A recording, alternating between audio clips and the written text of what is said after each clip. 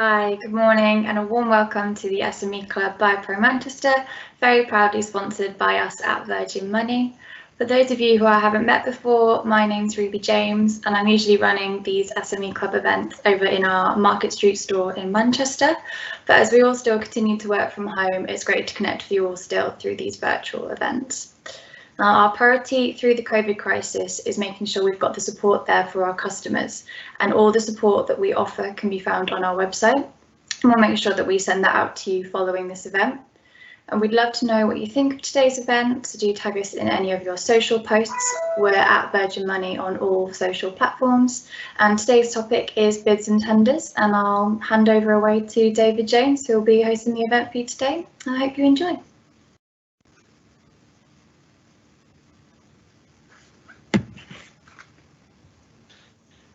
Right. Good morning, everybody.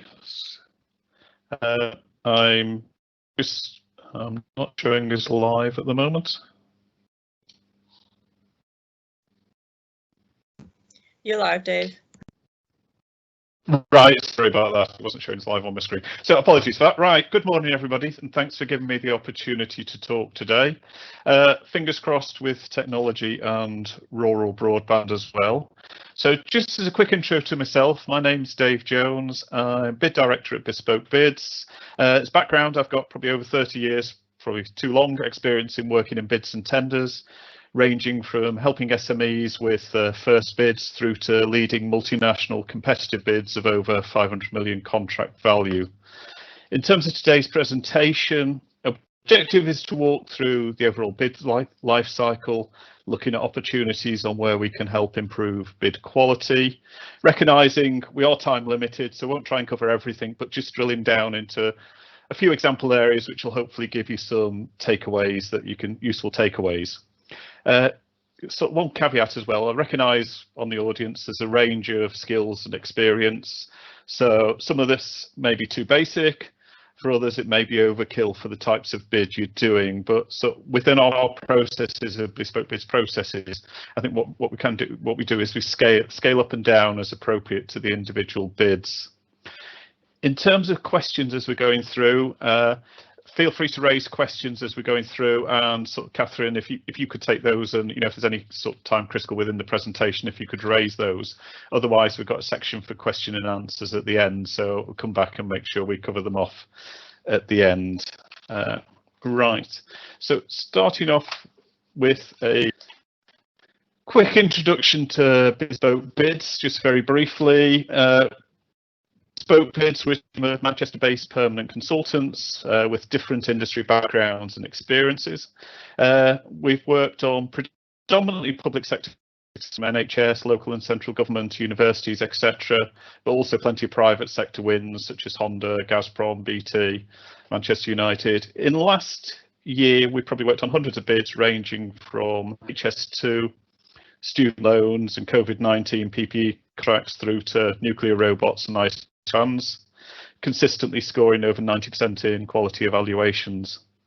Originally as a company, we were focused on more transactional bid projects, so bid writing, bid management, bid by bid. But as we've developed, we've expanded our services, including consultancy for bid readiness. So this is getting companies ready for their first bid, improve their bidding, or preparing for must-win bids. Also bid training online, and to work collaboratively with our customers to continue to improve and develop our bid best practices, as well as working alongside our customers to upskill the customers themselves. So moving on to the presentation and talking about the bid life cycle, I'll walk through the stages of the bid life cycle. I think one thing I'll stress and come back to is the importance of using the time outside of the actual bid. So I think this is sort of when, so typically for a public sector bid, for example, maybe 6 months they announce they're going to do a bid, and then 6 months later the actual ITT issued, and then you've got the 4 or 5 weeks response. So it's looking at how can we also make best use of that time outside that very short bid window. So it's about getting ready to bid, bidding, and starting to get ready again.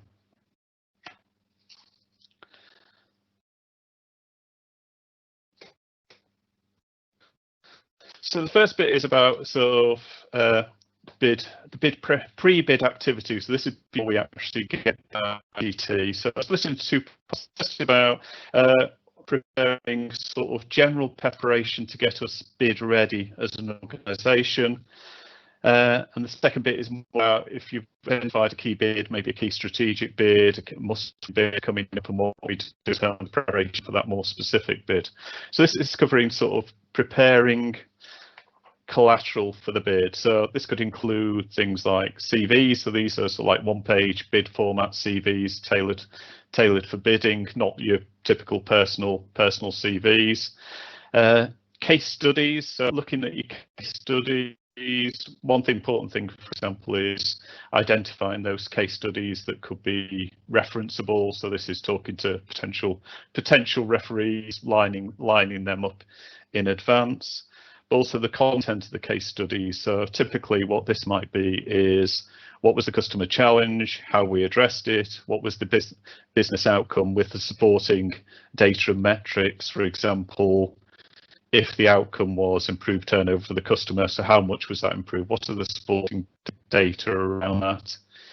It might include method statements. So these are common activities that will go into each bid around maybe implementing a particular key aspect of your service, or model answers. So for example, your social value answer used on previous bids, so creating that model answer so it's ready there to potentially reuse parts of it in the next bid.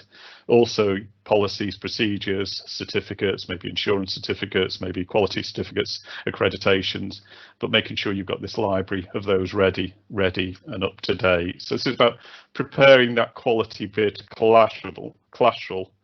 And the purpose of this is about sort of, if you can develop this quality collateral as inputs into the bid outside of the bid lifecycle, then you can focus the very short bid time scales on the added value and tailoring this for the specific bid response.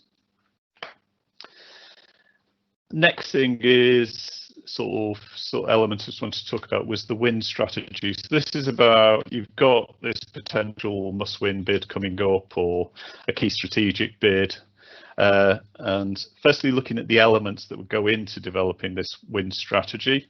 So first of all, it is the bias and hot buttons. So this could be a list of concerns the customers express about the project, what they hope to see as a result, what they're afraid might happen to put the project at risk, and any biases they have. So this could be things like past failures where, you know, your customers had a past failure in sort of similar areas and therefore will be a hot button for them in terms of the coming tender. So can we prioritise these, identify those that are most concerned to the customer, and therefore what we must feature in our solution and proposal. For example, this might be a particular time critical dependency on another project. It could be, for example, where a customer's had a visible web failure in the past, and therefore, you know, a hot button is any visible failure in terms of the outcome. So this might result, you know, in terms of our solution, it might be, you know, a key element of our solution will be, our bid and solution will be about delivering to timescales, or, for example, testing to make sure that there's no visible failures in their customer interface. So it's also element of the win strategy. We're looking at competition, ghosting the competition, see what the competition would say. Also differentiators and discriminators. So I think probably my definition of differentiators and discriminators, it's not commonly accepted, is looking at the differentiators is where this is something that you can do better than the competition. And a discriminator is something that's unique to you, so only you can do it and not the competition can't. So it's identifying the differentiators and discriminators. Win theme, so these are the high level features and benefits that will go into the proposal. You know, win theme typically would contain a feature, a benefit with the corresponding proof evidence points to support it. Looking at the difference between a feature and a benefit is because going into bids, we should always be talking about the benefits rather than talking about the features. So, for example, a feature of an umbrella is it's waterproof. The benefit is that it keeps the buyer dry. And then sort of this will lead on to an overall value proposition. So this is the overall offer that you're going to make in terms of your bid, in terms of and why the customer should buy your proposition. just as a quick separate point as well, and sort of worth noting, one of the advice I talked to a few sort of procurement leads over, recently, and one thing they keep on coming back with is that they see the potential bidders, suppliers, don't use the opportunity pre-bid to ask them questions. So, especially within public sector, once the bid clock starts, once the ITT is issued, they're very restricted on what they can and can't do with you as a potential supplier. So, for example, meetings, but they're quite open and sometimes quite often comment that suppliers don't use it enough is contacting them before the actual bid's out, requesting a meeting so you can discuss what what their objectives for the procurement are, etc. So I think that's sort of advice on procurement is use that opportunity, ask questions, etc. before the ITT issues, because they've got far more freedom in terms of responding to that, arranging meetings, etc.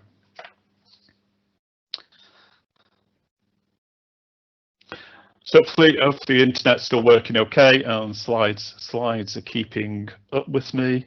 So moving on in terms Dave, of, just to let you know, there is a slight delay with the slides, so we're trying to get them on as live as possible, but just so you know, they might not be live when you think they are.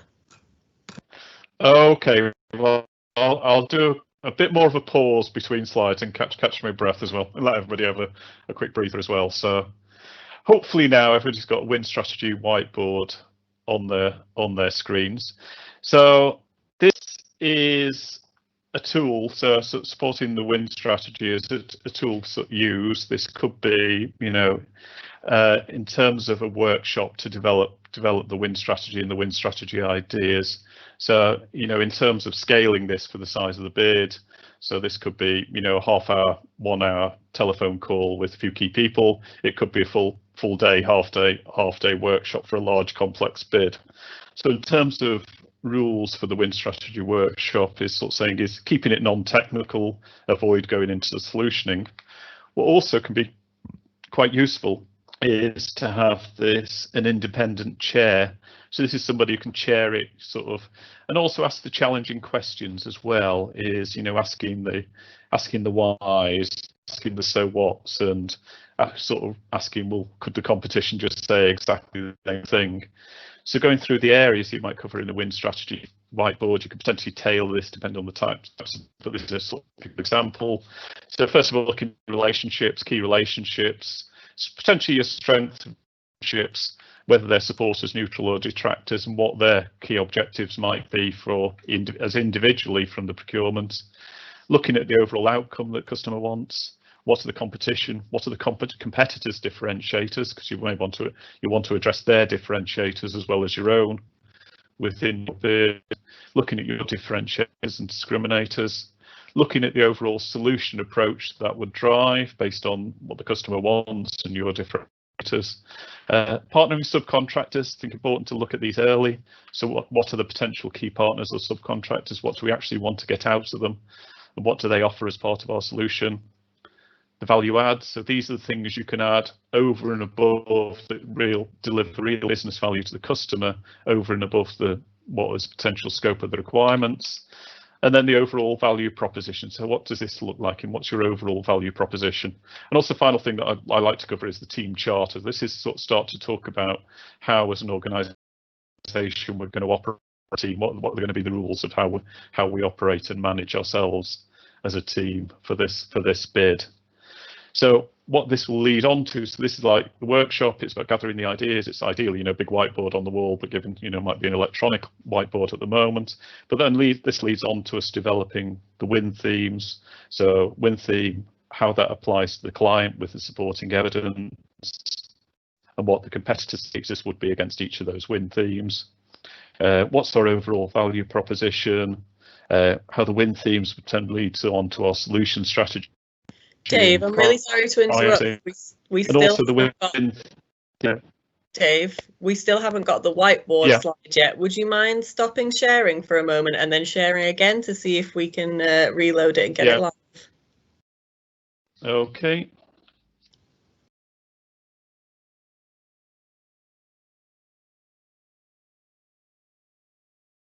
Sorry about this, everyone. We will send around the slides after the presentation as well.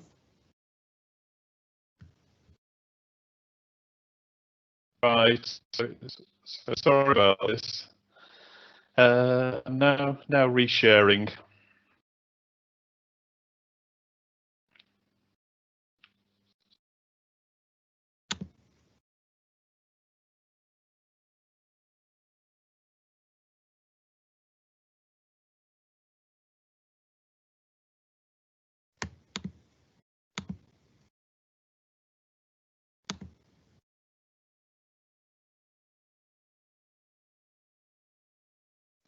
It's just loading, Dave. It's not working for me yet.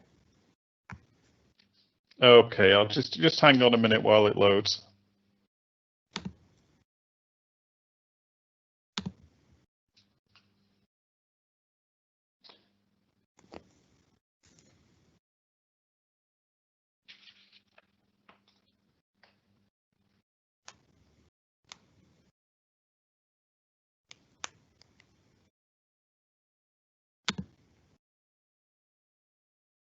It's still not working, Dave.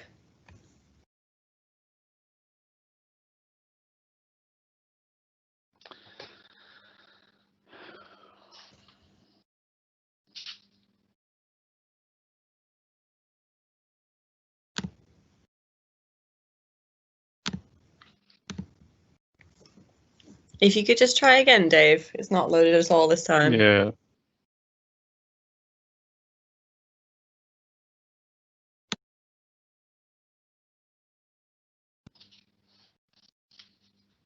Right.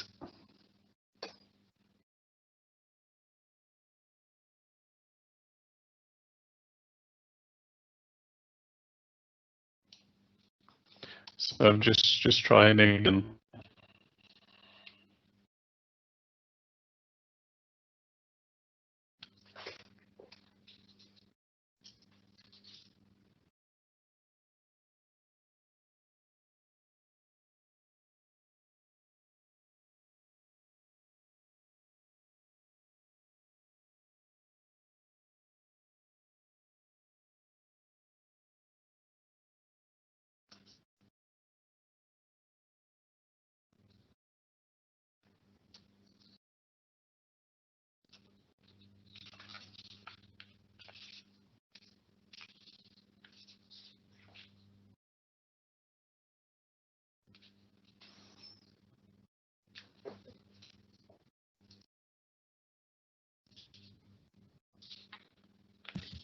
Still not working, I'm afraid, Dave. So, You might want to carry on with the content, and we'll see if it loads at one point, and we can send around the slides afterwards to anyone who wants them. yeah, the alternative is if I could reboot my broadband, but that will probably take about 2 or 3 minutes, so that doesn't And it sound will also end ideal live either. then. So, yes, so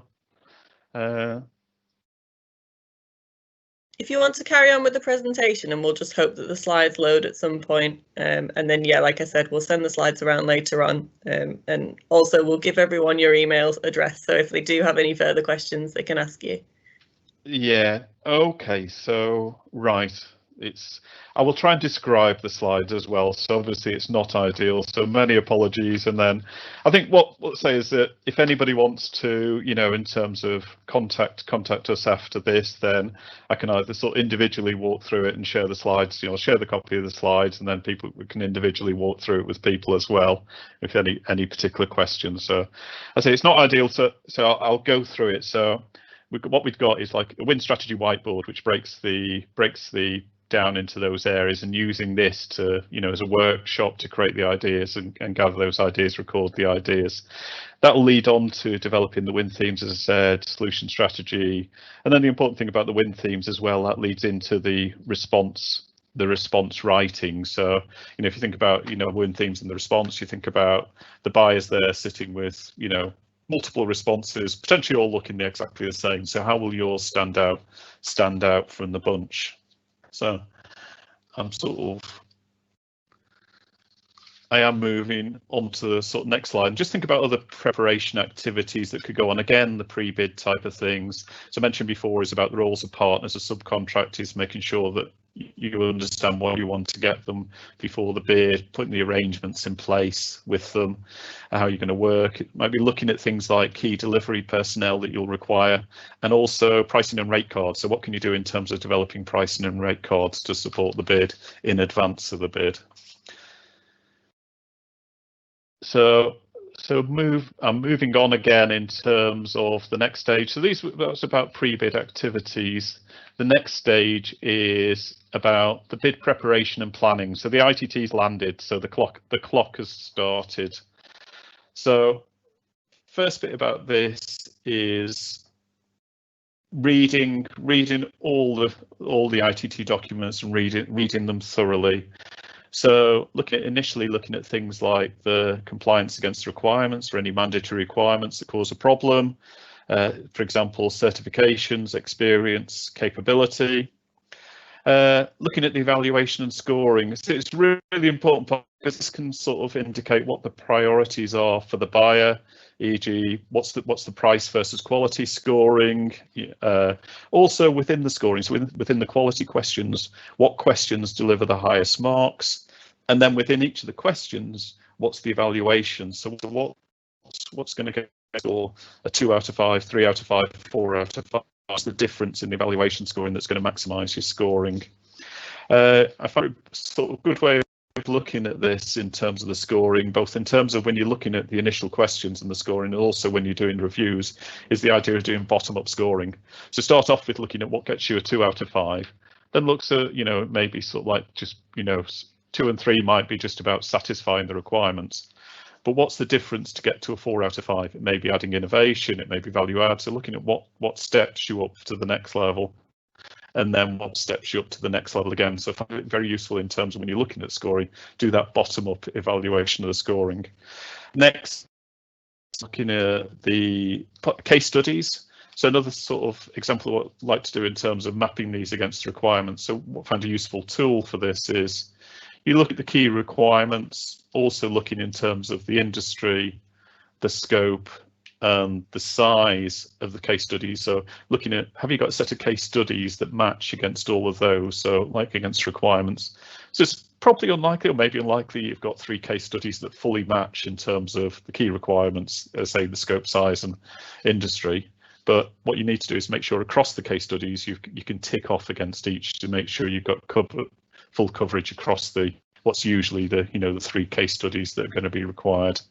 And again, once now you've got the ITT, it's probably worth you go back and validate the win strategy. What's changed from what you expected to come? Does that change your win strategy, the win themes, the solution strategy? Another element is probably worth bearing in mind is the clarification questions. So there will be a clarification question process.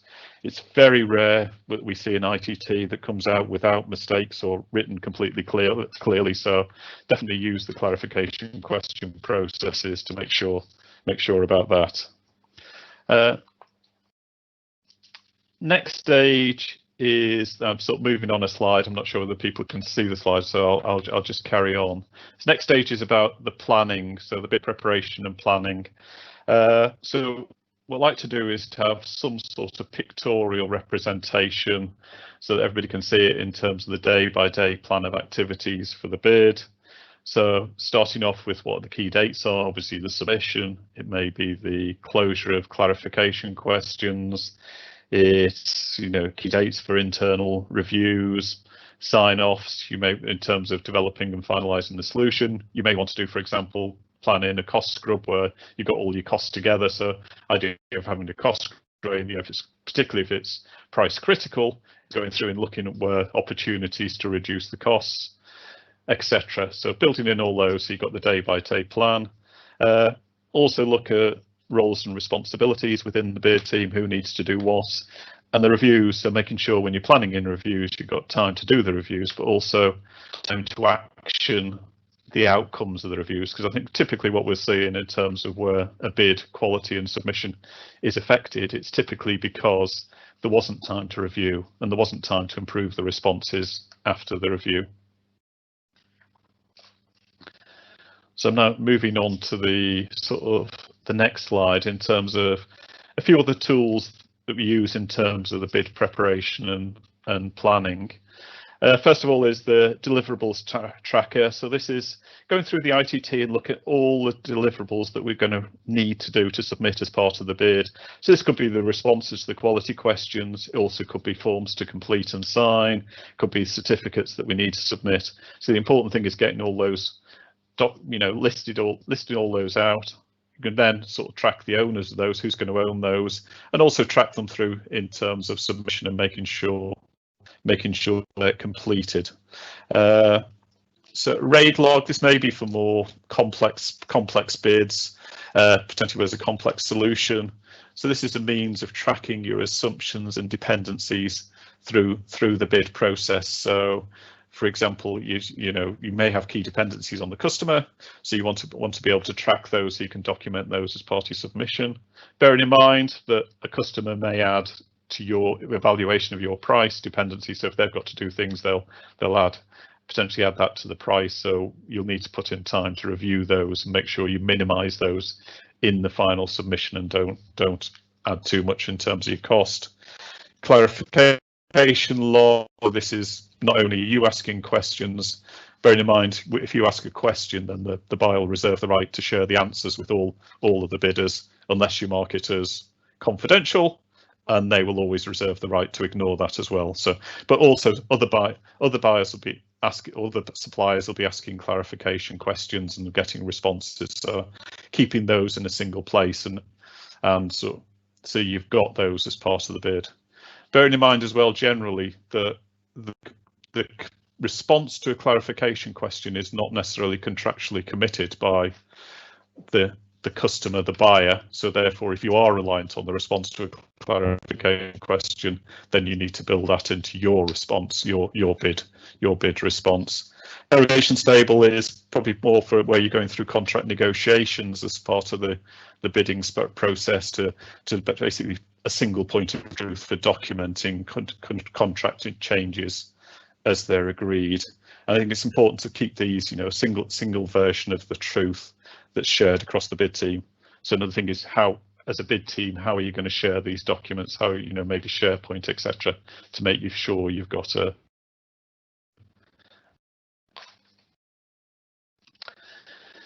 So in terms of the bid plan stage, I think what to wrap it up is useful to have a bid kickoff. Again, this could be anything from a half-hour call through to a full half-day workshop meeting.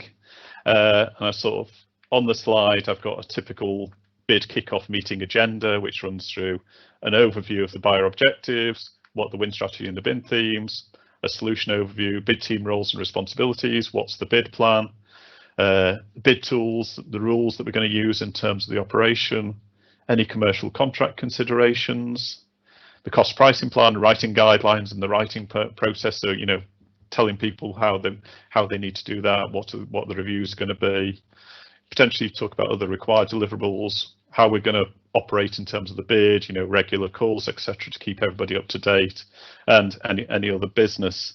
But the objective of this is to make sure that all the team are on the same page and understand what the plan is. So set out the rules for the bid, get everybody's commitment to the plan and completing the plan. So we've now gone in terms of the bid preparation, the bid planning. We've got everybody agreed and committed to their time to doing what they need to do, their role, their responsibilities and their deliverables as part of the plan, then looking at the bid production. So just as a quick question to Catherine, are we still not showing the slides? The slides are working now. They're just a little bit slow, so there's about a 10-second delay every time you change one, but it is working. Oh, brilliant. That's much better, much better. Right. Exactly, it's really. Right, so just ask everybody who's on the call, fingers crossed, please. Right, so next bit is about writing the response. So this is about structuring the response. After the slide, I'll go through in terms of a bit more of an example. But I think it's sort of, so for each response question, it's about reading the question very carefully and deciding the structure of the response, planning out the content, understanding the constraints such as the word count, and understanding what the evaluation criteria and scoring will be against that question.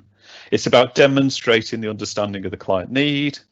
It's about providing evidence. So this could be past efforts. So for example, project data, past experience.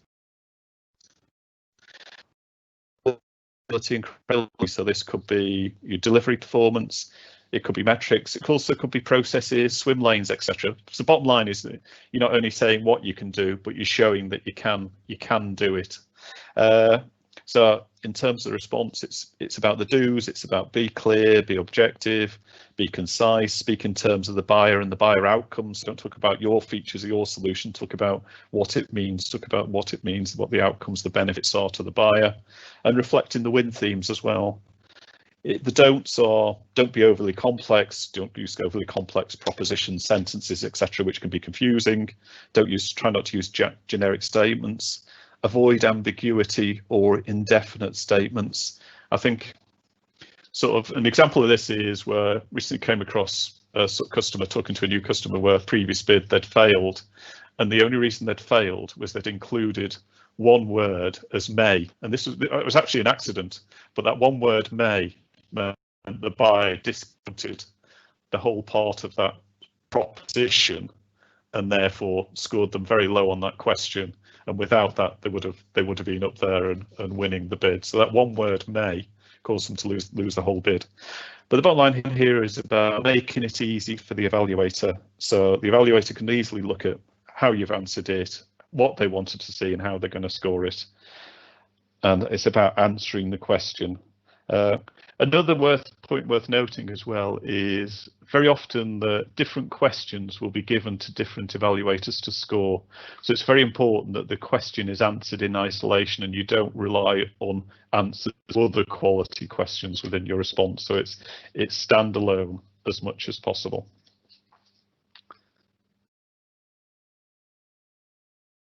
So moving on, and we'll do a quick exercise here. So in terms of writing the response and structuring the response, so it's about stripping the question down. So as I said before, it's reading the question thoroughly, following the order of instructions in the question, identifying the action verbs within the question. Again, we'll look at the example on this. List each requirement for complex requirements, and then break the sections down. So for example, you've got a word count across the whole question, then estimating the words that you've got within each of the areas as well. So that helps build up the question from the start. So sort of now moving on to the example, and hopefully this is coming into up onto the screen. So in terms of the example here, so the top bit is an example question, and then there's an example structure. In terms of what I highlighted in green is the actions, then the blue is the requirements, and the brown decomposing those further requirements. And then you can see the bottom is a proposed structure for the answer to that. And then you can see when if you're thinking about the evaluator and you've got this structure, you can easily identify how the response covers each of those areas. So what you've got is you define your structure, and then you start creating your first draft. So first bit is about information gathering. So what's needed to complete the response, including the evidence. So start dropping the information into each of these subsections in the response. Doesn't matter if it's bullet points and notes at this stage, but it's about building it up, referring back to the win themes as well. I think be careful if you're cutting and pasting, because it can be tempted to cut and paste, and you're always some people say never cut and paste, but that's probably not practical. But I think the important thing is if you are cut and pasting, make sure it's answering the same question, because it may be a subtly different question that was answered previously. And then continuously questioning yourself is it clear? Is it evidenced? That was just sort of like a quick exercise example in terms of structuring the response. So next bit in terms of the bid lifecycle is about the reviews and through to the submission.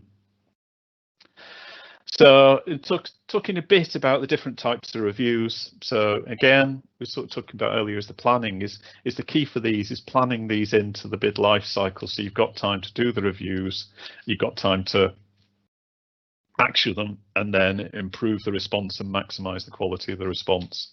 So I think first type of review is the pink team, the peer in team review, which is about, it's about reviewing the drafts, making sure it's clear, is it answering the question, proposal content, the messaging, but not looking at the narrative, the punctuation, etc.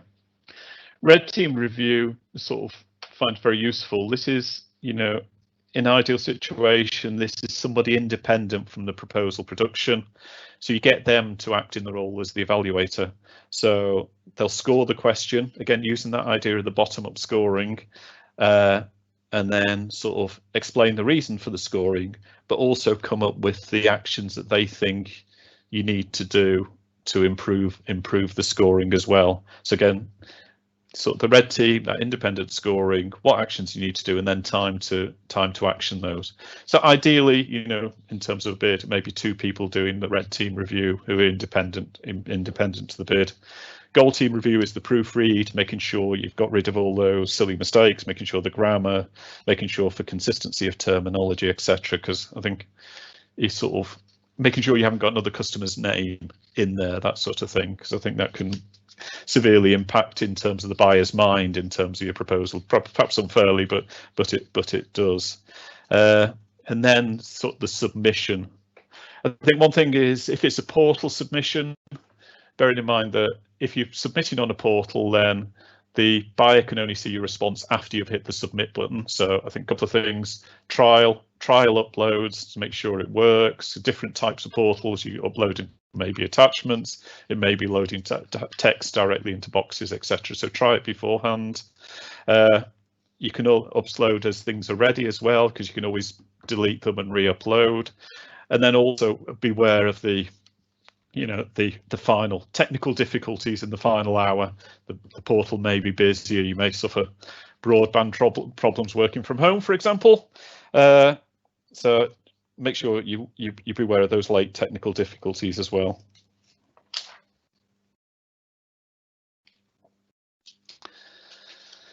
So the final bit is about the bid activities. Again, that idea is preparing to bid, bidding, and then preparing next the wash up, the post bid activities. I think in terms of this, it's often forgotten.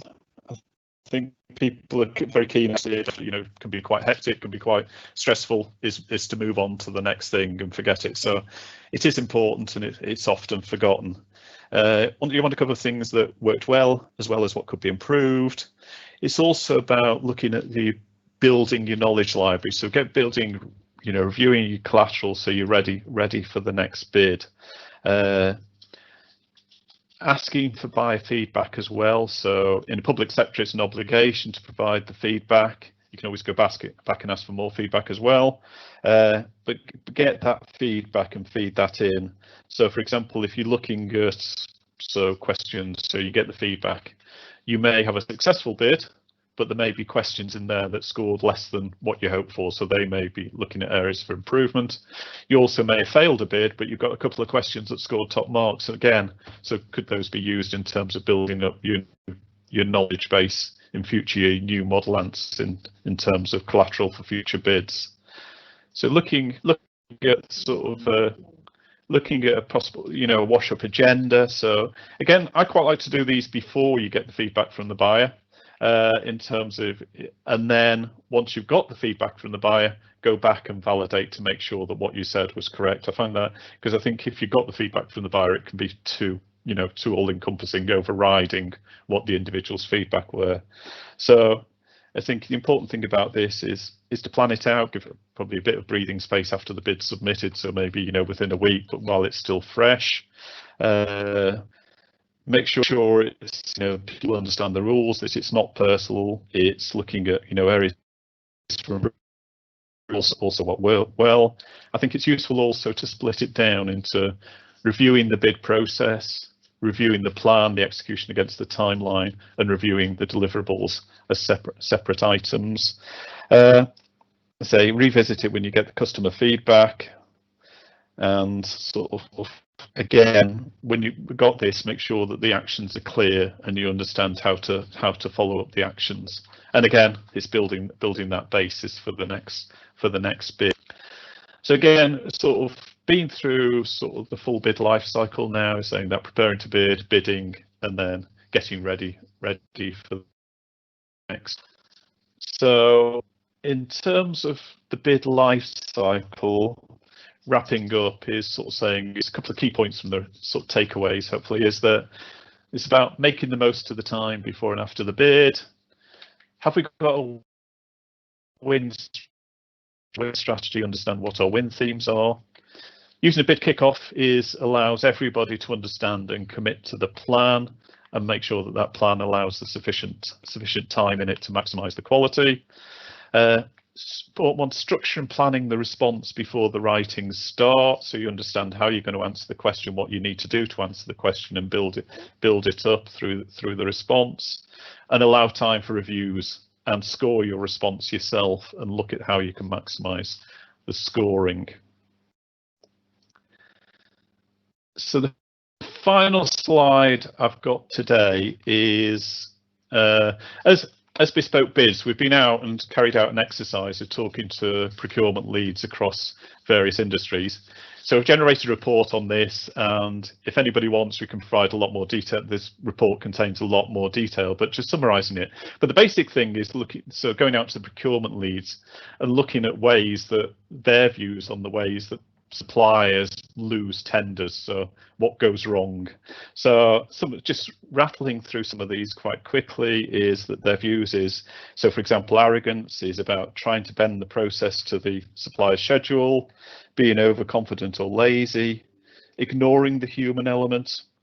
I think another quote from them is bringing too many useless people to the presentation, no substance, not answering the question, not providing evidence, trying to shoehorn something in that's probably not quite relevant to the question, not following the instructions, didn't read the instructions or simply ignored them, noting that you can't go back for clarifications once you're submitted, poor organisation, you can see leaving it to the last minute and failing to seek help when you need it, and it shows in the response, bad writing and formatting, waffling, lead and prose, stock phrases, low energy, not putting the effort in, having no passion, too many cut and paste answers, and the sort of general category of the should have known better category of miscellaneous things, forgetting attachments, uploading the wrong draft or uploading a response with track changes, asking stupid questions, not reading the documents. And again, as I say, we've got a more detailed report of this, so if anybody sort of wants to contact us, we can provide this more detailed report. So now sort of moving on to the questions. So I think if Catherine, if you want to raise any questions that have been raised as we're going along, or any new questions that people have got. So I'll just move on to details at the end. We do have a couple of questions, Dave. Let's start with this one. We've got someone asking, what are rate cards?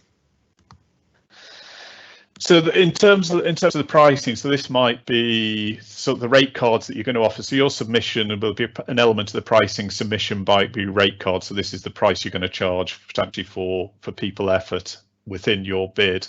So in terms of if you can sort out in terms of your cost structures and your pricing pre the bid, and the the rate cards, how much you're going to charge for effort within that, then that helps, and it's one less thing to work on during the short bid timescales. Brill, thank you. We've got Anonymous asking, in terms of bottom-up mapping, how do you know what response will get you a 2, 3 or 4 out of 5? I usually see a percentage weighting to a requirement, not this level of scoring detail.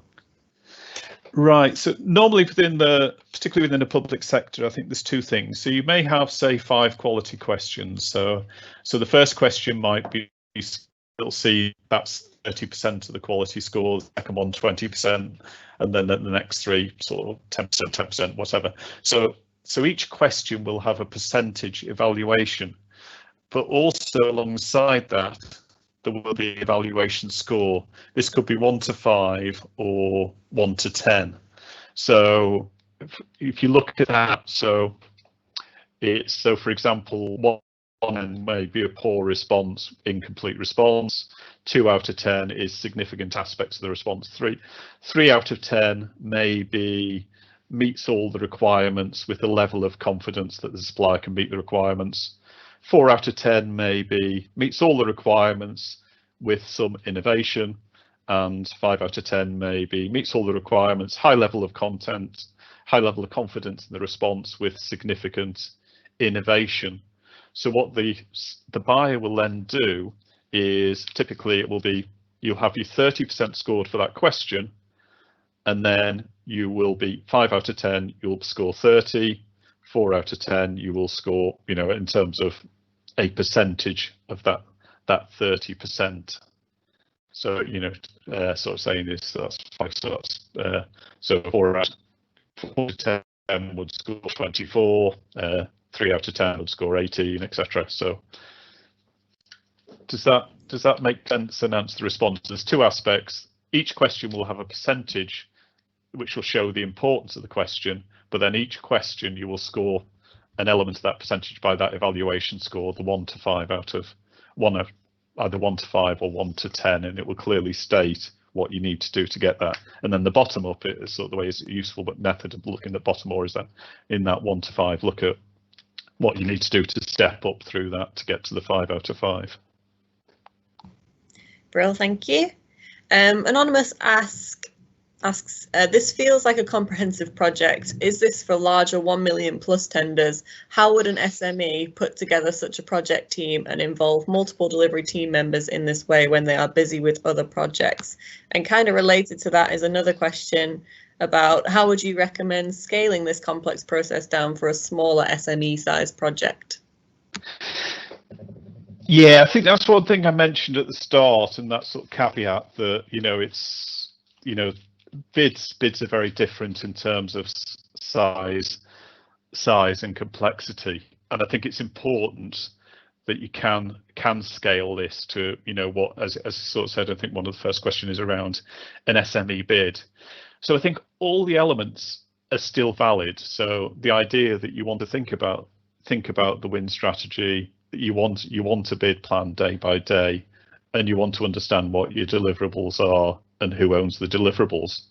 But for example, on a very small SME bid, the win strategy may be just having a half-hour call to go through, what are our differentiators in this bid. It's still important to think about what your differentiators are and what your win themes are, but that might just be, quite a straightforward 30-minute call with, whoever's sort of managing the bid process, and maybe the key salesperson or the person who knows the customer best, etc., or the customer industry best. So that might be a half-hour call. In terms of the bid planning, again, it could be an email. It's just noting that what these are the key dates, a simple spreadsheet, etc. But it's just important if everybody understands the plan. In terms of the team, it may be 2 people, it may be, maybe 2 or 3 people are involved in the bid. But again, so therefore the kickoff call could be, a 15-minute call. This is what the plan is. This is what we need to do to meet the plan. These are the key dates. So it could be a very simple call. So I think the important thing is that it can be tailored. So for example, on a win strategy workshop, we've had it as, a sort of 15-20 minute call with just a couple of people and just going through it, and it's worth just sort of thinking about what's the win themes. I've had, a win strategy workshop that's had a sort of 20 to 30 people and a full day workshop and an analysis of the bid, which was a 500 million bid, sort of over 6 to 9 months bid life cycle. So I think everything's scalable, but I think the points within it are relevant, and I think you can be scalable for the SMEs. So just, sorry, Catherine, in terms of that, I think sort of answered in terms of hopefully answered in terms of the SME. What was the second part of the question again? The second part of the question was asking about how to scale the complex process down for a smaller SME. So I think you've covered that as well. Okay. So a couple of people are asking, how do they get a copy of the report that you've mentioned? I will be including your contact details, Dave, on the feedback email. Is it all right if people drop you an email if they'd like that report? Yeah, Of course, I think if the slide shows, it's got our contact details on as well in terms of the slides. That's got our contact details on. But yeah, absolutely.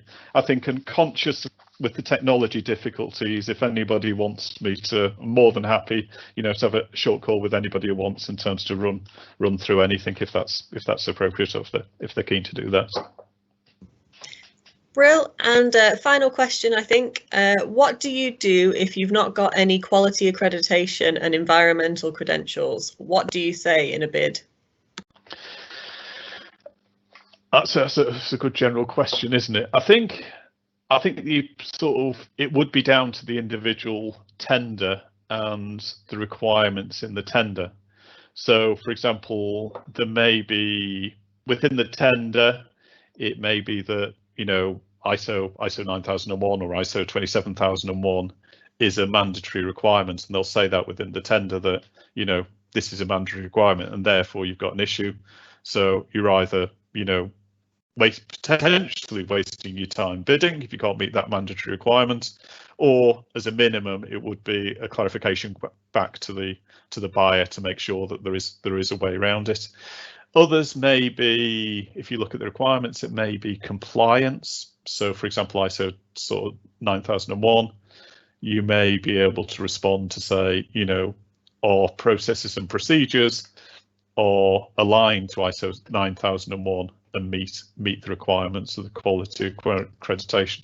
Again, it's similar with environmental, so it might be have mandatory requirements for environmental, or it may be in terms of, it really depends on how the requirements are stated in the tender, whether it's stated as a mandatory, whether it's stated as a desirable requirement, so I think it's looking at what the detailed requirements are.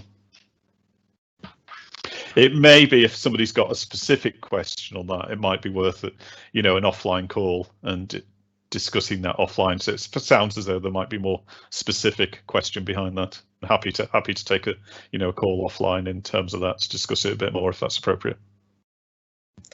Fab. And just quickly, I think this is referencing the previous question.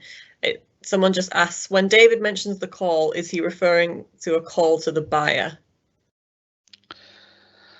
I can't remember in terms of, I'm not quite clear in terms of which call. So I probably talked about a few calls. So in terms of, I've talked about calls where, probably particularly in with where we are in terms of all working remotely.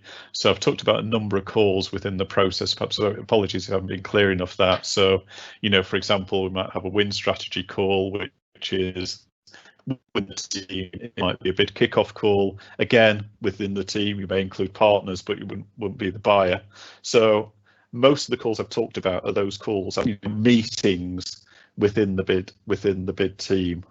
So I'm not, in terms of calling, particularly within public sector, usually quite limited, and they'll quite usually request that all contact is via email or via the portal in terms of using the clarification questions as part of the process. I think the other thing I did mention was, prior to the bid starting, prior to the ITT issuing, it's worth asking questions. If the questions, seeing if you can see the buyer, the decision maker, in terms of understanding the requirements. So before the ITT, there aren't the same rules as after the ITT. Brill. I think it was the win call that they're talking about, Dave. They've come back with that now. The win call. Oh, right. So this might be around. So apologies in here. Maybe it's just me being slow. So apologies for this. So this, in terms of the feedback. So this could be around the the feedback. So we talked about wash up call, but again, that's an internal session. The feedback. So all public sector buyers have got an obligation to provide feedback. They will usually provide that in writing, and quite often it is extremely useful. So they'll go each of the questions, what the winning bidder scored against those questions, and what you scored, and the reasons why you scored that as well. So it usually is, and quite often is, extremely useful feedback, and they will usually provide that in writing. I've seen sort of public sector contracts where they've just offered to give verbal feedback as well. So, but if it's referring to that in terms of that, it's generally in writing. It will usually be provided but in due course, but if it's not, then there is an obligation, so you should ask for it. Well, that's it in terms of questions. Thanks, Dave. Okay, thanks everybody, and thanks for the time, and apologies for the technical difficulties. Hopefully it didn't distract too much. No problem. Thanks again, Dave. Okay, thanks everyone. Take care.